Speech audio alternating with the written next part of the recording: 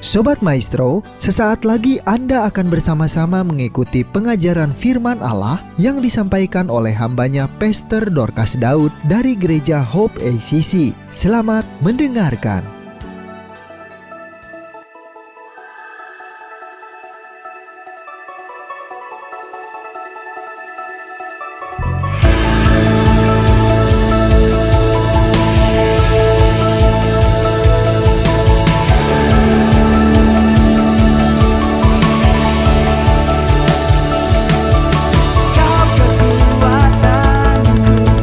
Kau sumber pengharapan dan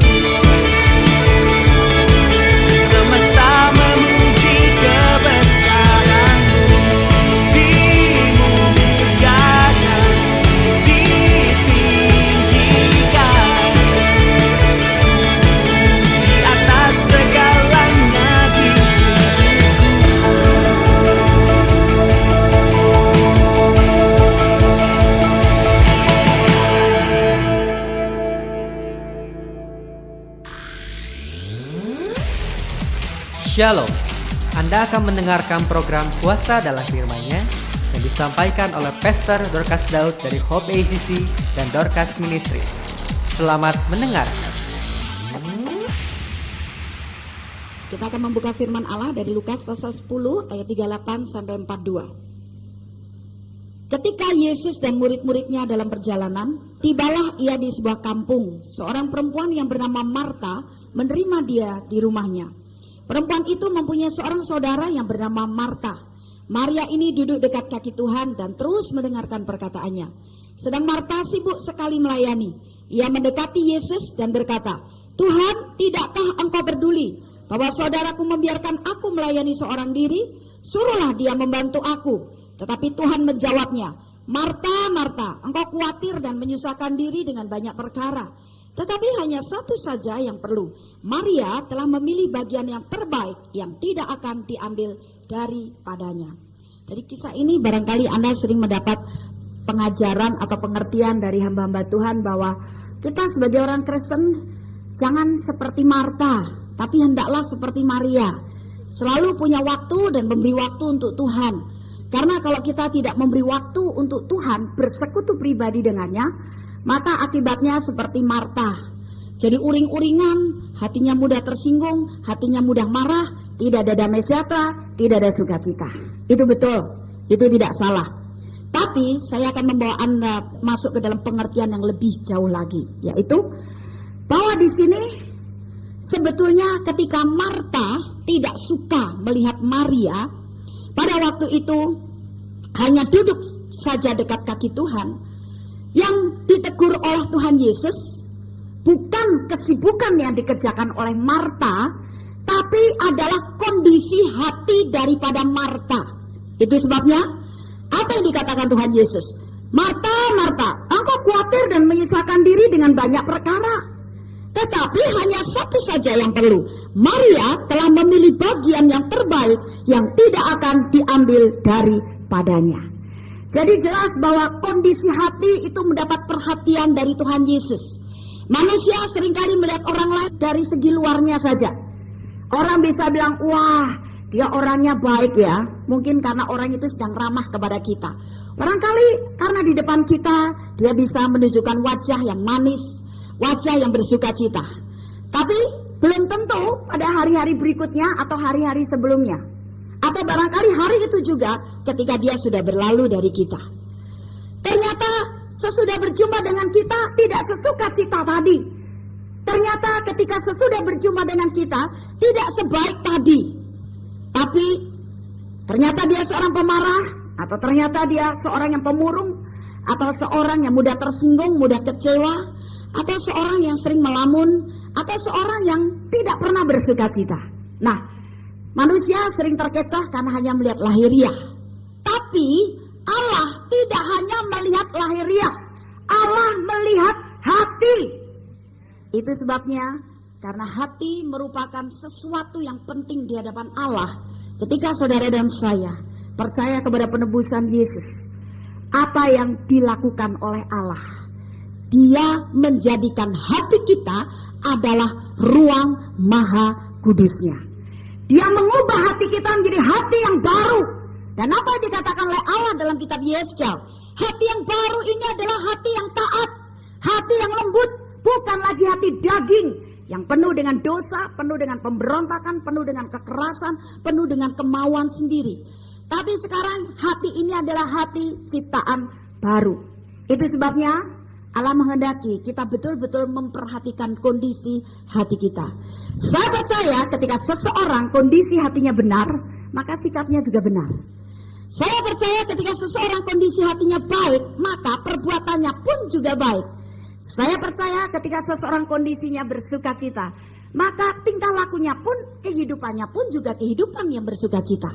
Saya juga sangat percaya ketika kondisi hati seseorang punya iman, maka tindakan-tindakannya adalah tindakan-tindakan yang berasal dari iman dan menghasilkan kemenangan. Sehingga hati ini perlu dipelihara. Hati ini perlu dibawa kepada kondisi situasi yang benar. Banyak kali hati dipengaruhi oleh hal-hal yang ada di luar kita seperti Marta. Padahal Allah kehendaki hati kita bukan dipengaruhi oleh sekitar kita, tapi hati kita yang mempengaruhi sekitar kita. Itu yang digendaki oleh Allah bagi anak-anaknya. Kalau orang dunia, hatinya dipengaruhi oleh sekitarnya. Ketika sekitarnya tidak menyenangkan, hatinya juga tidak senang. Ketika sekitarnya menyedihkan, hatinya juga sedih. Ketika sekitarnya tidak baik, hatinya juga tidak baik. Ketika sekitarnya penuh dengan kekerasan, hatinya juga penuh dengan kekerasan. Itu orang dunia. Tapi kalau anak Allah yang sudah memiliki hati yang baru, yang Allah kehendaki adalah sekalipun di sekitarnya kondisinya sangat tidak baik, tapi hati ini tetap di dalam damai sejahteranya. Sekalipun sekitarnya situasi yang sangat menegangkan, menakutkan, mengkhawatirkan, tapi kondisi hati kita tetap punya iman, tetap bersukacita. Jadi hidup kita bukan terpengaruh oleh lingkungan seperti Marta, tapi hidup kita yang harus mempengaruhi lingkungan. Kalau situasi yang terjadi di sekitarnya orang-orangnya sangat mengasihi dia, sangat sayang kepada dia, sangat menghormati dia, maka dia pelayanan dengan sungguh-sungguh, rajin dan tekun. Tapi ketika dia menghadapi tantangan, kesulitan, ada orang-orang yang tiba-tiba saja bersikap aneh kepada dia. Ada orang-orang yang tadinya sering peduli kepada dia, tapi sekarang kurang peduli. Pelayanan pun jadi terhenti. Bahkan barangkali out dari pelayanan. Karena apa? Karena dia membiarkan hatinya dipengaruhi oleh situasi, dipengaruhi oleh lingkungan yang ada. Allah memberikan Roh Kudus supaya hatimu menjadi hati yang baru, adalah supaya engkau sekarang berpengaruh untuk dunia, bukan engkau dipengaruhi oleh dunia. Itu yang dimaksud kata Tuhan Yesus bahwa kamulah terang dunia, kamulah garam dunia. Bagaimana kita bisa menggarami dunia yang penuh dengan kebusukan, penuh dengan kebohongan, penuh dengan hal-hal yang tidak baik, kenajisan dan sebagainya, kalau hati kita sendiri juga masih najis, hati kita sendiri masih penuh kebohongan, hati kita sendiri masih bisa dipengaruhi oleh hal-hal yang terjadi di dunia. Bagaimana kita bisa menerangi dunia kalau hati kita masih digelapkan oleh dendam, oleh sakit hati, oleh tidak puas, perasaan tidak puas, oleh kekecewaan? Kita tidak bisa menerangi dunia. Karena apa? Terang itu akan terus menyala ketika hati kita juga tetap dalam kondisi yang benar. Jadi iman seseorang pun ditentukan oleh kondisi hati. Kalau kondisi hatimu dipengaruhi oleh hal-hal yang minus, hal-hal yang mengkhawatirkan, menakutkan, iman Anda tidak jalan. Walaupun engkau kalau ditanya, kamu punya iman? Punya. Tapi tidak bisa jalan. Karena apa? Hati kita tidak dalam kondisi yang benar. Jadi hati harus dalam kondisi yang benar. Bagaimana caranya? Sekarang yang pertama, supaya hati kita selalu berada dalam kondisi yang benar. Lukas 11 ayat 27 sampai 28. Siapa yang berbahagia? Dari judul perikopnya saja menarik sekali. Karena apa? Seluruh manusia di dunia ini membutuhkan kebahagiaan. Tapi tidak semua manusia di dunia mendapatkan kebahagiaan. Walaupun uangnya banyak, bisnisnya lancar, bisa saja tidak menjadi bahagia. Tapi bukan berarti orang tak punya uang bisa berbahagia juga. Bahagia hanya ada di dalam. Jadi kalau kita mencari kebahagiaan seperti orang dunia, uang banyak, rumah besar, ataupun anak banyak, ataupun menikah, karena dia berpikir kalau tidak menikah itu tidak bahagia. Orang yang paling tidak berbahagia adalah orang tidak menikah. Barangkali dia berpikir begitu. Jadi ketika sudah menikah, wah sayalah orang yang berbahagia. Dapat pekerjaan, wah berbahagia. Tapi ternyata semuanya semu. Walaupun orang Kristen bisa dalam kondisi seperti itu. Uang banyak, rumah besar, mobil banyak, kerjaan punya jabatan, memang harusnya karena orang Kristen ditakdirkan bukan menjadi ekor tapi menjadi kepala. Tapi saudara, ada syarat kebahagiaan yang permanen yang tidak bisa kita cari, kita dapatkan, kita beli dari manapun selain kita baca sekarang ayatnya 27 dan 28. Ketika Yesus masih berbicara, berserulah seorang perempuan dari antara orang banyak dan berkata kepadanya, berbahagialah ibu yang telah mengandung engkau dan susu yang telah menyusui engkau.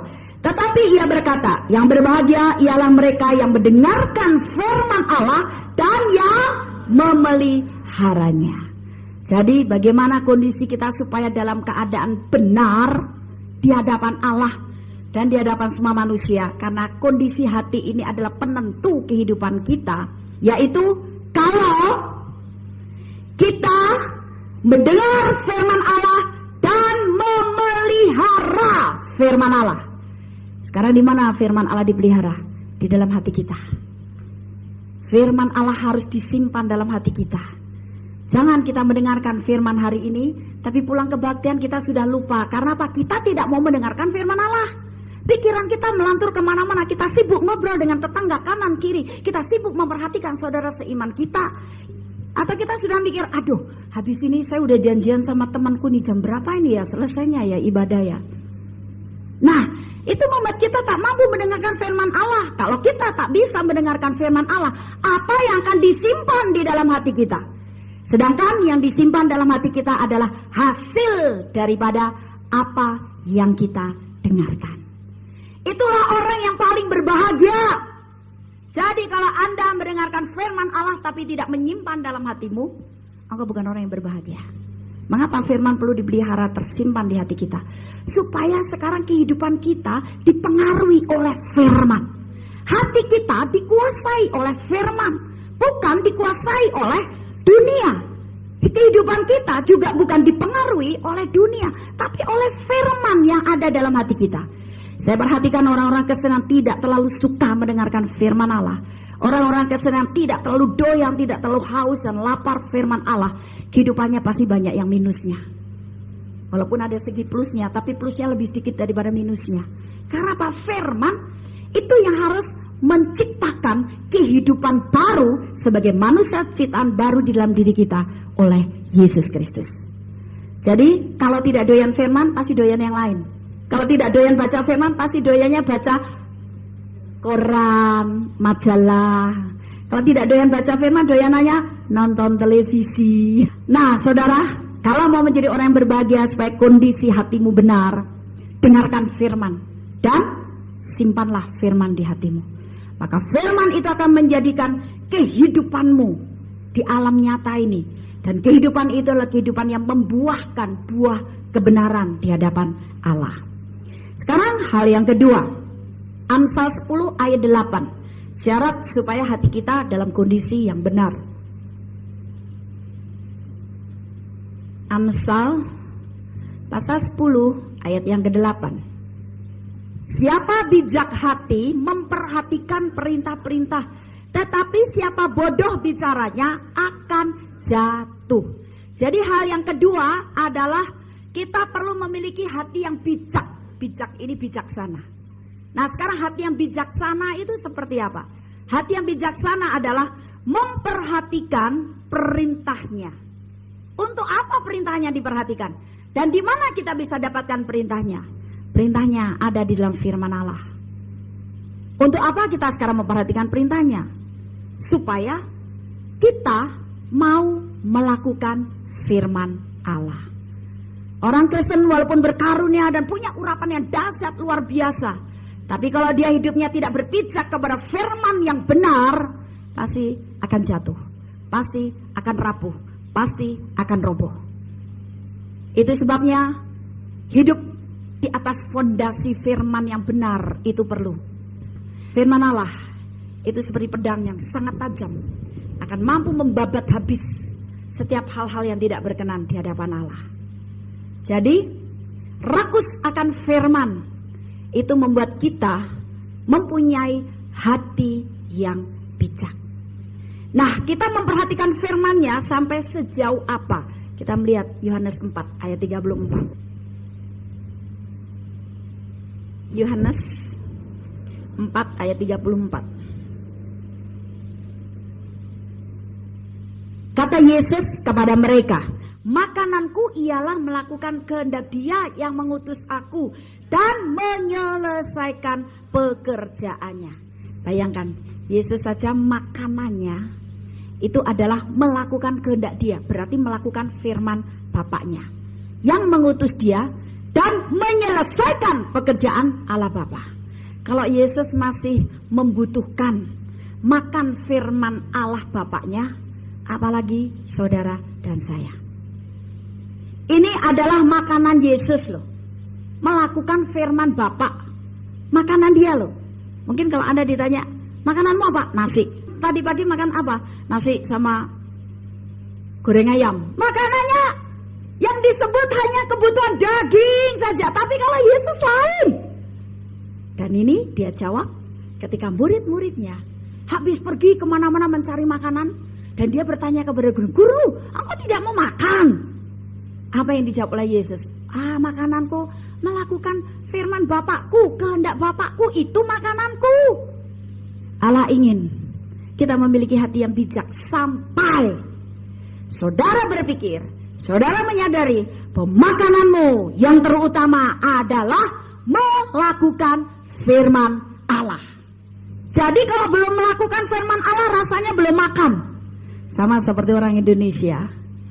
Kalau belum makan nasi, walaupun makan roti berbuntal-buntal, rasanya belum makan terus. Tapi Yesus makanannya itu melakukan firman Allah. Jangan kita mau melakukan firman yang satu aja. Aduh Tuhan, jangan sekarang ya Tuhan. Oke lah, pakai iman lah. Sakit nak pakai obat. Tapi lain kali ya, saya udah gak tahan nih perutnya nih. Saya udah gak tahan pusingnya nih. Sore ini saya harus ke gereja, ada pelayanan. Kalau saya tidak minum obat pusing, bagaimana bisa sembuh? Bagaimana saya bisa pelayanan? Nah, jadi saudara, milikilah hati yang bijak. Dengan apa? Mau melakukan firman Allah. Jadikan melakukan firman Allah adalah makanan yang utama untuk saudara dan saya. Apapun kata firman, jangan turuti apa kata pikiran, jangan turuti apa kata perasaan yang sudah dipengaruhi oleh dunia. Tapi turuti apa kata firman Allah. Allah tidak akan pernah mencelakakan Anda ketika Anda melakukan sebuah firman Allah, walaupun firman Allah itu kelihatannya, kedengarannya sangat berat. Saya begitu yakin tidak mungkin Allah akan membiarkan saya mati ketika saya sakit pusing atau sakit demam. Saya tidak mau minum obat, tapi saya dengan iman. Saya yakin Allah tidak akan membunuh saya hanya karena itu. Tapi saya percaya Allah justru akan membuat saya mengalami lompatan iman yang luar biasa. Nah, begitu juga untuk soal yang lain. Untuk soal keuangan, untuk soal pelayanan. Milikilah hati yang bijak. Supaya apa? Supaya kita tetap setia untuk menjalankan visi, tanggung jawab dan tugas-tugas yang Tuhan berikan kepada kita. Kalau kita hanya sedang menjadi orang Kristen, kita sedang menjadi pelayan Tuhan yang tidak berdedikasi, jangan harap Tuhan percayakan perkara-perkara yang luar biasa. Setialah pada perkara kecil, maka aku akan memberikan kepadamu perkara yang besar. Jadi kalau yang kecil saja hari-hari, kalau lagi senang dikerjakan, kalau lagi nggak senang, ngapain? Kalau lagi ada teman yang disenengin melayani, kalau lagi nggak tersinggung nggak melayani, buat apa? Mending jadi orang dunia saja sampai puas-puas ya, sampai dibentur-bentur langsung give up, sudah benjut-benjut baru, oh Tuhan saya menyerahkan hidup, udah pakai Tuhan, kapok aku jadi orang Kristen suam-suam, kapok aku jadi orang dunia. Nah baru di situ pasti betul-betul sudah mematikan keinginan daging si akunya, dan sekarang rohnya yang berjalan bersama dengan Yesus. Ya, jadi makananmu sekarang adalah melakukan firman Allah. Sekarang yang ketiga, Matius 5 ayat yang ke-8. Matius 5 ayat yang ke-8. Berbahagialah orang yang suci hatinya, karena mereka akan melihat Allah. Bagaimana kita memiliki hati yang benar? Sesudah berbahagia karena kita mendengarkan dan memelihara firman Allah. Yang kedua, hati kita bijaksana karena kita melakukan perintahnya sampai melakukan firman Allah itu menjadi makanan kita yang utama, makanan pokok. Sekarang yang ketiga adalah hati kita harus tetap di dalam kesucian dan kekudusan. Bebas polusi. Sebetulnya kalau dalam bahasa Inggris lebih mantap lagi. Di sini bukan hanya berbahagialah orang yang suci hatinya, tapi diberkatilah. Tapi bagaimana kita bisa diberkati? Perpuluhan memang harus menabur, belajar, nabur banyak, menuai banyak. Tapi jangan lupa bahwa kita diberkati juga ketika hati kita tetap dalam kekudusan dan kesucian. Jangan ada rekayasa, intrik-intrik, kebohongan, kepalsuan, kemunafikan, apalagi sakit hati, kecewa, marah, menyimpan kesalahan orang lain, dendam, dan sebagainya. Jadi hati harus tetap dipelihara di dalam kekudusan, karena disitulah letak kunci kita diberkati.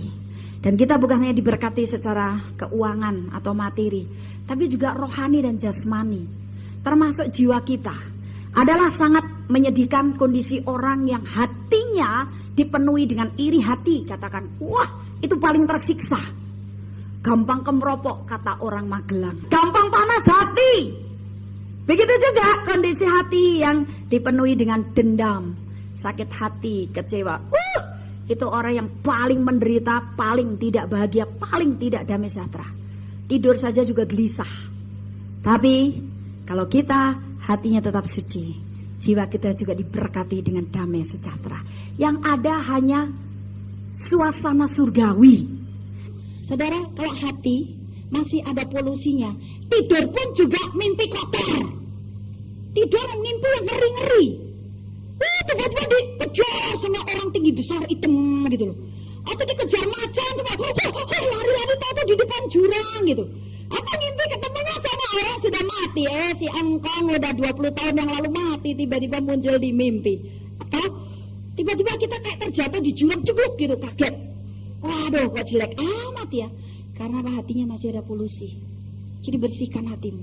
Hati itu adalah cerminan hidup. Kalau hatimu bersih, maka kelakuanmu jadi bersih. Kalau hatimu bersih, maka engkau hidupnya akan diberkati. Kalau hatimu bersih, maka roh Allah akan bekerja dengan luar biasa. Roh Allah akan bekerja dengan indah. Banyak orang kesini ingin dipakai oleh Tuhan, ingin dipakai oleh Roh Kudus, dan diurapi oleh hamba Tuhan, termasuk Benihin. Sudah ngegeblak sampai berapa puluh kali. Tapi kok tetap saja tidak bisa melakukan pekerjaan-pekerjaan luar biasa. Gigi sakit saja tidak bisa menyembuhkan diri sendiri, apalagi nyembuhin gigi orang. Nah, mengapa terus penuh dengan pertanyaan, kalau begitu, apa ya benar ya urapan Roh Kudus sehebat sedahsyat itu? Saya dengar hamba-hamba Tuhan kalau melayani, menyembuhkan orang sakit, langsung sembuh. Melepaskan matrikat langsung terlepas. Tapi mengapa ini kok tidak bisa terjadi begini? Apa ya benar urapan itu sehebat itu? Hanya penuh dengan pertanyaan yang tak pernah terjawabkan. Padahal kuncinya apa? Hatinya masih kotor. Kalau hati bersih, saudara, enak tidur saja mimpi ketemu Tuhan Yesus. Kalau hati bersih, mimpi ketemu malaikat Tuhan, lihat malaikat Tuhan. Suatu hari saya pernah mimpi bahwa saya tiba-tiba pergi ke China sana dan saya khotbah di depan orang banyak. Saya berbahasa Cina, padahal saya tuh tidak terlalu paham bahasa Chinese. Namun apa yang terjadi? Tiba-tiba pada waktu tidur, karena saya oleh Tuhan dibawa mimpi berkhotbah KKR di RRC sana, mulut saya ngomong bahasa Cina lancar sekali. Dari mana saya tahu? Pagi harinya saya bangun, Pak Doni bilang, "Ma, tadi malam Mama khotbah bahasa Cina loh." Masa kok Mas Daud tahu kalau saya khotbah di depan orang? Mulutnya ngomong. Pak Daud agak lumayan bisa. Pak Daud bilang, Mama bahasa Cinanya yang bagus loh. Masa? Saya bilang, iya padahal Papa tahu tuh Mama aja angka-angka huruf-huruf aja nggak tahu sama sekali. Saya bilang, tahu nggak, tadi malam saya dibawa Tuhan mimpi. Saya percaya ada mimpi yang dari Roh Kudus, ada mimpi yang dari kejadian sore, ada yang mimpi dari pikiran kita sendiri.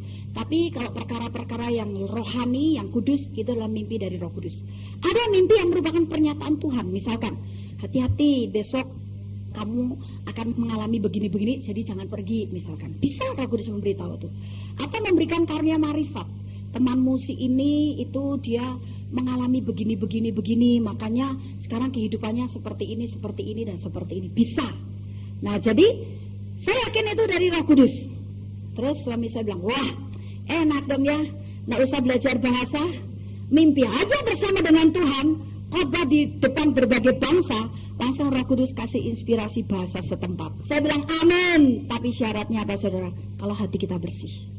Ketika hati kita bersih, tidur pun di hadirat Allah. Ya nggak usah mimpi yang macam-macam, yang serem-serem, yang jorok-jorok, yang kotor-kotor, yang basah-basah atau yang kering-kering.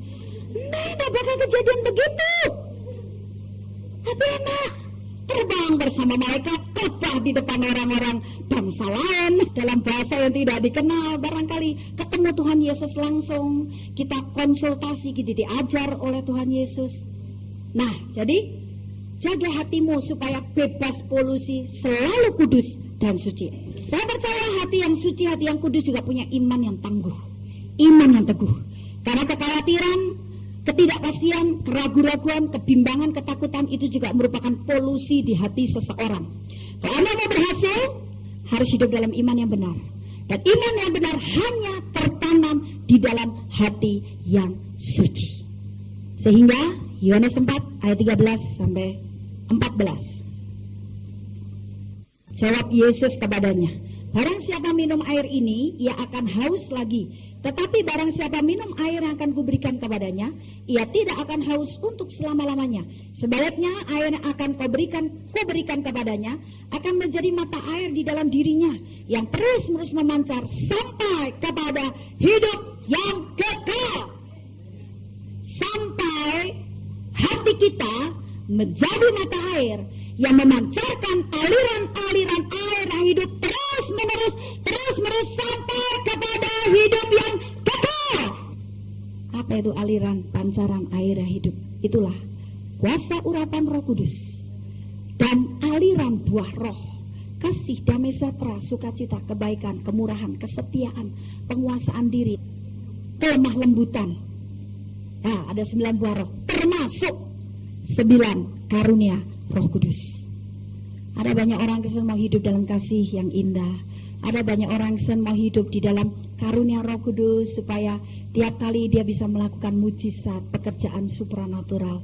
Ada banyak orang yang mau selalu berhasil dalam hidupnya. Hai. Saya beritahu syaratnya, bayar harga. Jadikan hatimu adalah hati yang selalu taat kepada firman Allah. Yang kedua, hati yang bijak karena melakukan firman Allah. Dan yang ketiga, hatimu bebas polusi. Percuma engkau diurapi, percuma engkau doa puasa, percuma engkau baca firman ketika hatimu dibiarkan masih ada kotoran. Maka firman Allah tak akan tumbuh dengan indah di dalam hatimu. Urapan tak akan bekerja sempurna seperti mata air yang memancar dari hatimu. Amin. Haleluya. Kami percaya Anda pasti diberkati oleh firman Tuhan yang disampaikan oleh Pastor Dorcas Daud STH dari Hope ACC dan Dorcas Ministries. Dan bila Anda memiliki pertanyaan seputar kegiatan pelayanan kami, Anda dapat menghubungi kami di 08 222 703 0006. Sekali lagi di 08 222 703 0006. Sampai jumpa kembali. Tuhan Yesus memberkati.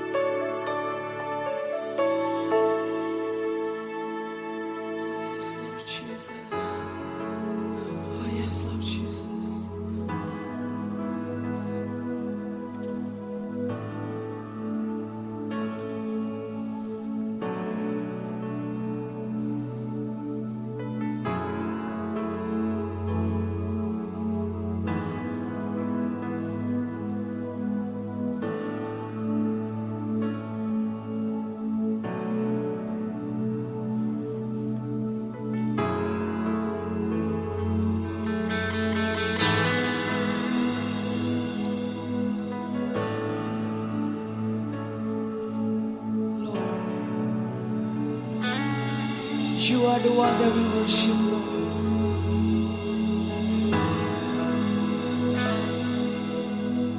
You are the one that we praise. You are our rock. You are our fortress. You are our God. You are our salvation. Oh Lord Jesus.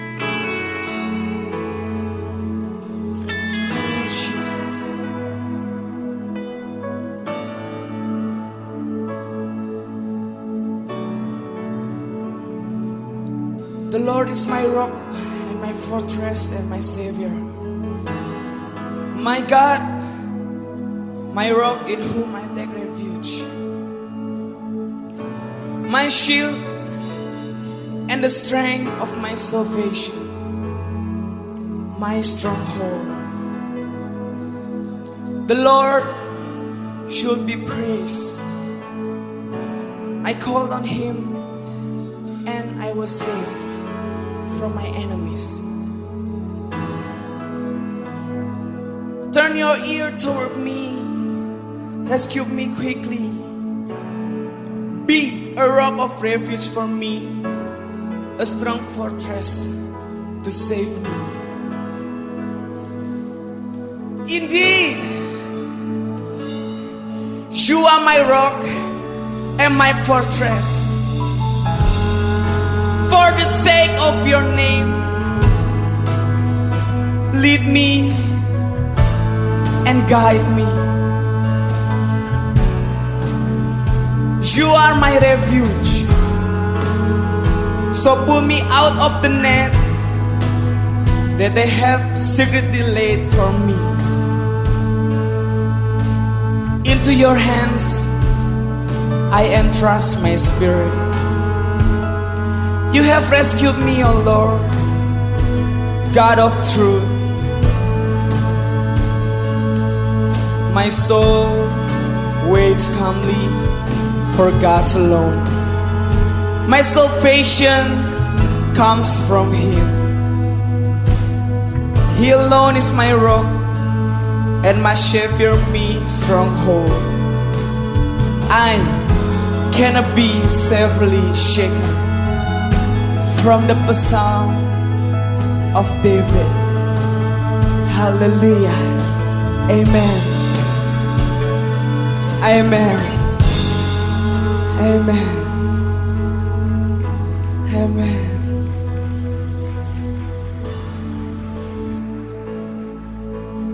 Oh, God, you are my shepherd. Cover me with your hands. You are my heart. With your love, make me laugh. Precious you, so amazed. With your love, save my soul. So amazed with your grace.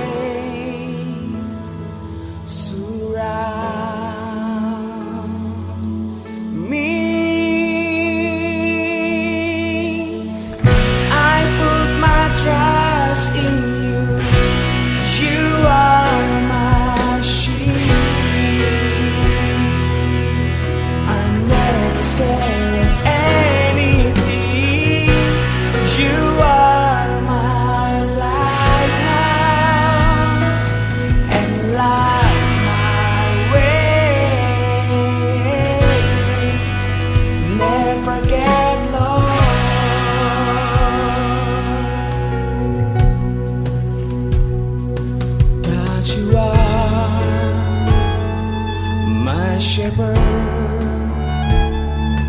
cover me with your hands. Warm my heart with your love. Make me laugh. Precious you, so amazed with your my soul,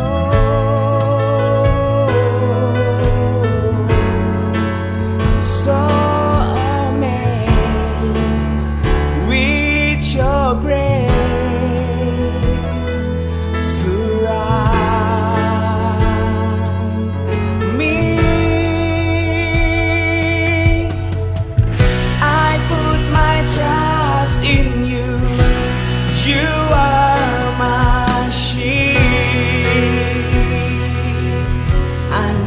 never scared of anything. You are my lighthouse and light my way. I put my trust in you, Lord. I put my trust. Oh,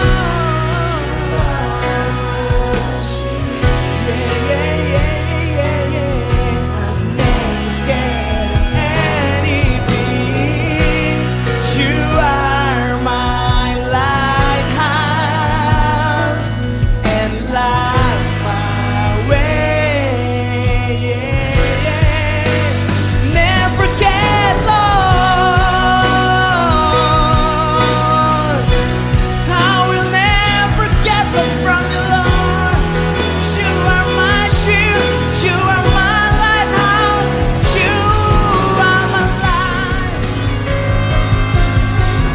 I put my trust in you. You are my shield. I'm never scared of anything. You are my lighthouse and light my way. I put my trust in you, Lord. I put my trust in you. You are my shield. I'm never scared of anything. You are my lighthouse and light my way. Never get lost. I will never get lost. I will never get lost from you, Lord. Yes, you are. Yes, you are. Oh, hallelujah.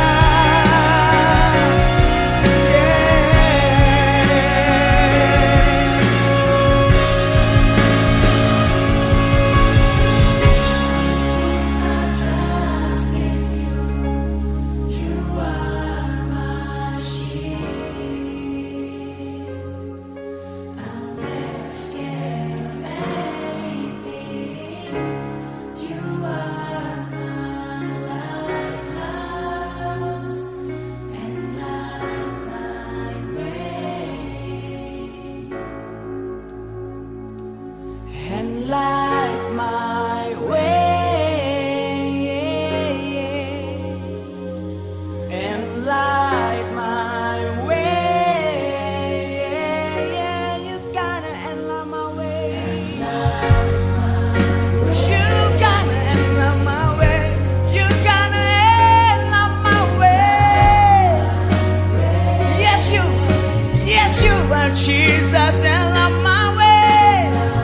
And light my way, and light my way, and light my way, and light my way, and light my way, and light my way, and light my way, and light my way,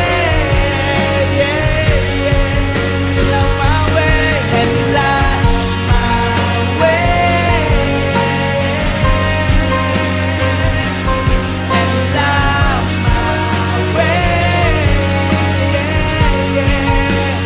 Never get lost. Beri kemuliaan bagi Tuhan Allah kita. Beri kemuliaan meriah bagi Tuhan Allah kita. Haleluya. Demikianlah firman Tuhan yang berkuasa telah kita dengar bersama-sama. Dan kami percaya Anda sangat diberkati. Bagi yang membutuhkan pertumbuhan iman dan pelayanan lebih lanjut, Anda dapat menghubungi kami dan beribadah bersama dengan kami setiap hari Minggu di Gereja Hope ACC di ACC Center, Jalan Mekar Utama, nomor 31, lantai 3 Kompleks Mekarwangi, Bandung, pada jam 8.30. Ada kebaktian anak-anak pada jam yang sama. Ikuti juga Breakthrough Prayer setiap Jumat jam 18.30. Jika Anda membutuhkan dukungan doa, Anda dapat mengirimkan SMS ke nomor 0822 2703 0006. Tuhan memberkati.